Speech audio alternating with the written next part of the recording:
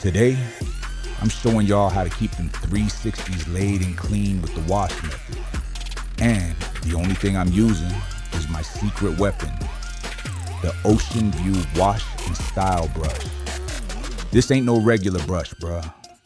Let me put you on. See, most folks just throw shampoo in, scrub with their hands, and call it a day.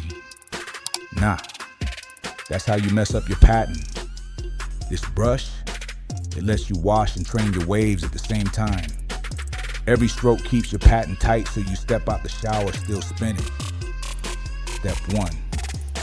First, get your hair all the way wet with warm water.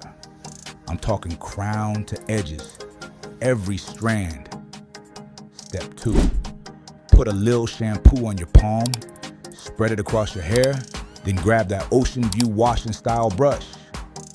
Start at your crown. Brush outwards, following your wave pattern. Keep the stroke smooth. Don't rush. You washing and laying it down at the same time. Step 3. Rinse that shampoo out slow, then add your conditioner. Same thing, brush it in. That's gonna soften your hair and keep it from frizzing up. Rinse out the conditioner while still brushing. Then, while your hair's damp, throw your Durag on right away. Let it dry under there.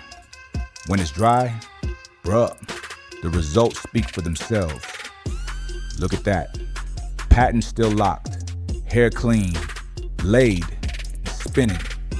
That's what the Ocean View Wash and Style Brush do for you. Once you try it, you ain't never going back to washing with just your hands. So stop messing up your waves every wash day.